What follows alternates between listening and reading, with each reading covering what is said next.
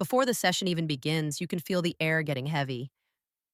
Bilal and Shaeeda walk into the room together, but they might as well be miles apart. He's straight backed, buttoned up, carrying that quiet confidence he wears like armor. She's softer, tired, eyes scanning the room like she's bracing for impact. You know those moments when two people enter the same space, but their energy says everything their words won't? That's exactly what's happening here. The therapist greets them, but the tension already has its own voice. Bilal nods politely, the picture of calm.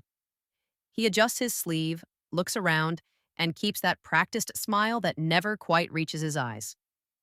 Shaeeda, on the other hand, sits with her arms folded tight across her chest. She looks small in the chair, like she's holding herself together with invisible thread. There's no shouting, no fight yet. But that silence? It's louder than anything else in the room. The counselor starts gently asking how they've been since the last session. Bilal jumps in first, his tone polite but clipped. He talks about work, about trying to be a provider, about being misunderstood sometimes. It's the same calm delivery he always uses, as if emotion is something he manages, not feels. Shaeeda doesn't interrupt, but her face gives her away. There's exhaustion in her eyes, the kind that doesn't come from lack of sleep, but from being unheard too many times. When it's her turn, she hesitates. Her words come out careful, like she's walking on eggshells even here. She says she's been trying to express herself, but things get lost when she does. The therapist notices the pause between them after she speaks, that quiet space where understanding should live, but doesn't. Bilal glances her way, then back to the counselor, as if to say, "See, this is what I mean." His body stays still, but his expression tightens. Control is his comfort zone. Shaeeda's is emotion, and right now she's fighting to keep it from spilling out. And the counselor immediately picks up on something neither Bilal nor Shaeeda admit yet, the way love can start to look like performance when one person keeps holding the script and the other is just trying to be heard. The counselor leans forward and asks a simple question. How have things been at home? On the surface, it seems straightforward, but the answers are anything but. Shaeeda speaks first, her voice quiet but firm, describing the loneliness she feels when Bilal doesn't respond to her concerns. Every word drips with a mix of frustration and hurt. She's trying to be heard, really heard, but Bilal doesn't quite meet her halfway. He shifts in his chair, hands folded, jaw tight. When he finally speaks, it's measured, logical. I'm doing my best. I have responsibilities. I can't always respond the way you want me to.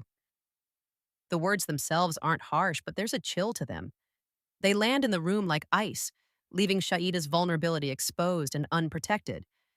The counselor watches carefully, noting the invisible push and pull. It seems there's a pattern here, she says, trying to keep her tone neutral. One person is reaching, showing emotion. The other responds with logic, and it comes across as distance or indifference. Shaeeda nods, her eyes glistening, while Bilal shifts again, as if he's both defensive and aware that this is exactly what she feels. This isn't a conversation, it's a tug of war. Every sentence carries weight. Every pause is heavy with meaning. Bilal wants solutions. Shaeeda wants acknowledgement. Both want connection, but the gap between approach and expectation keeps growing. But things get deeper when the topic both of them fear comes up. And suddenly the room feels smaller, the tension almost unbearable. Shaeeda takes a shaky breath, her hands twisting in her lap. I feel like time is slipping away, she admits, her voice almost breaking. I thought we'd be trying for a baby by now. I thought this was part of our plan. The words hang in the air, raw and urgent. This isn't small talk. This is the heart of her fear, the part of her life she's been quietly carrying. Bilal leans back, rubbing his forehead. He knows this conversation is coming, but he's not ready to meet it the way Shaeeda needs. I understand the pressure, I really do, he says slowly. But we need to be stable first. I don't want to rush into something that could make things worse for us both. His tone is careful, but for Shaeeda it feels like a wall. Every word of caution lands like a pause between them, widening the distance she already feels. The counselor notices the subtle tension. the almost imperceptible exchange of blame and expectation. Shaeeda wants immediacy, a future she can touch. Bilal wants patience, control over timing, security before action. Neither is wrong, yet neither is meeting the other where it matters. The room vibrates with unspoken fears. Shaeeda feels that Bilal is deliberately holding her back, while Bilal worries she's racing ahead, not seeing the risks he sees. Every sentence uncovers a layer they haven't shared before: their hopes, their anxieties, their private timelines now exposed in public. And just when you think the session might calm down, Bilal mentions something that changes the entire tone, making every word in the room feel heavier than before. Bilal shifts in his chair, eyes narrowing slightly. "I just want us to be on the same page," he says. "You know, routines, responsibilities, planning ahead. We can't just drift and hope things work out." His voice is calm, but there's an edge, the kind that Shaeeda instantly senses. Shaeeda swallows hard, her hands gripping her knees. "It feels like everything I do is being measured," she admits, almost whispering. "Like I can't just be me without being judged." Her voice cracks on the last word, and for a moment, the weight of all the small criticisms, all the subtle comparisons seems to fill the room. Bilal leans forward, trying to clarify, "I'm not judging you. I'm just trying to prepare us for the future." But the explanation doesn't land. Shaeeda hears control, not planning. Every suggestion feels like a test she's destined to fail. The counselor leans in, observing the tension like a magnifying glass over fragile glass.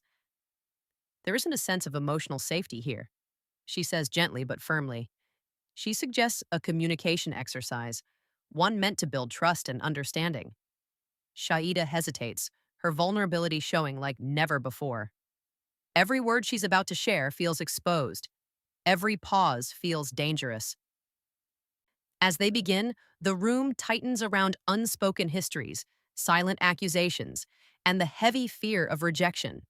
Both are struggling to hold themselves together while confronting the cracks they've avoided for months. But then, someone unexpected enters the storyline, and everything Shaeeda and Bilal thought they knew about their marriage faces a sudden twist. The phone buzzes quietly on the table, a reminder that neither Bilal nor Shaeeda exist in a vacuum. Mentions of family advice slip into the conversation. Words from parents, friends, well-meaning relatives, all wrapped in concern but heavy with judgment. Shaeeda's shoulders slump as she recounts the constant comparisons and unsolicited suggestions. "Everyone has an opinion about what I should do," she whispers, "and it's exhausting trying to keep up with all of them." Bilal's expression tightens. "I feel like no one really sees my side," he says. "It's like every suggestion comes with a second layer of blame. I'm trying, but it's never enough."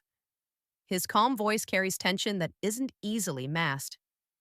The counselor watches carefully, pointing out how outside voices, even those meant to help, can magnify existing cracks. "You're not just negotiating between each other," she says. "You're negotiating with every opinion that enters this relationship." Both of them nod, realizing the subtle pressure they've been carrying. It becomes clear how isolation builds. Shaeeda feels misunderstood, caught between her own desires and the weight of family expectations. Bilal feels cornered, like every move is being questioned before it's even made. Their world outside the session, friends' texts, family calls, even casual advice, seeps in, turning minor frustrations into major emotional walls. But the final reveal of the session is what really shakes everything, leaving both of them questioning what their next step should be. Plans for an upcoming trip hang in the air like a storm cloud. Sheida's eyes light up as she talks about the opportunity to spend quality time together, imagining laughter, shared experiences, and memories in the making. "This could be our moment," she says, voice trembling with hope. Bilal frowns, running a hand through his hair. "I just see the logistics," he says. "Flights, costs, work schedules. What if something goes wrong?" His tone is careful but rigid, each word carrying the weight of responsibility rather than excitement. The counselor leans in, pointing out how this simple plan has become a mirror of deeper dynamics. Shaeeda wants emotional closeness, a chance to feel like a team. Bilal wants safety and control to avoid mistakes and missteps. Neither fully realizes how much this difference is coloring their perception of each other. Tension builds as each imagines what the other's ideal trip would look like. Shaeeda pictures connection and spontaneity. Bilal sees a list of potential failures. Their disagreement is no longer about travel. It's about the pace and priorities of their marriage. And the session ends on a note no one expected, leaving both of them unsure if they can reconcile their visions for the future. The counselor leans back, voice steady but firm. You both have work to do, together and separately. More sessions will help, and individual conversations are just as important. You need honesty about your timelines and commitment to supporting each other emotionally. Shaeeda's eyes fill with tears. She nods slowly, reflecting on everything she's shared, everything she's held back, and the quiet fear of what might happen if things don't change. Her vulnerability is raw, almost palpable, and you can see the weight of uncertainty pressing down on her. Bilal shifts in his seat, jaw tight, arms folded for a brief moment before he loosens. He wants to appear composed, logical, even calm, but the tension shows. He's conflicted, wrestling between the urge to protect himself and the realization that they can't keep circling the same problems. The room is heavy with silence. Neither speaks immediately. Both are left to face an unsettling truth. This isn't about winning or losing. It's about whether they can truly meet each other halfway. The session doesn't provide closure. It provides a mirror, and what they see is complicated, messy, and real. For the first time, they both leave therapy uncertain, not about each other, but about what comes next. The car is quiet, the hum of the engine filling the space between them. Shaeeda stares out the window, fingers tracing the edge of her seatbelt, lost in thought. Every word from therapy echoes in her mind. The fears she admitted, the frustration she held back, the reality of what might be slipping away. Bilal grips the steering wheel a little tighter, jaw clenched, eyes forward but mind elsewhere. He replays the counselor's observations, the parts that hit too close to home, the parts he doesn't fully agree with. His silence isn't calm. It's tension, the weight of knowing the conversation isn't over just because the session ended. Occasionally a word slips, a quiet observation, a sharp sigh, a low murmur. Neither wants to break the fragile bubble of thought the other seems trapped in. It's intimate, awkward, and revealing all at once. They walked in as a couple struggling, but they're walking out as two individuals scared of losing everything. Then Shaeeda finally speaks, her voice soft but deliberate. Do you think we can really figure this out? The question hangs in the air, unanswerable for now, leaving everything unresolved and the tension thick. The episode closes with Shaeeda wiping a stray tear, her expression a mix of hope and fear. Bilal sits beside her, stoic but eyes betraying worry, his hands restless on his lap. Neither speaks much, but the silence says more than words ever could. This wasn't just therapy. This was the raw truth neither of them wanted to face. Every expectation, every fear, every unspoken frustration came to the surface, leaving both of them questioning what comes next. And as the credits roll, one thing is clear. The road ahead won't be easy. Next episode promises more tension, deeper confrontations, and a decision that could change everything. Do you think Bilal and Shaeeda can recover from this session? Their emotions are raw, their boundaries tested, and their futures uncertain. Drop your thoughts in the comments. I want to know how you'd handle this if it were you. If therapy didn't fix them, the next episode might decide everything.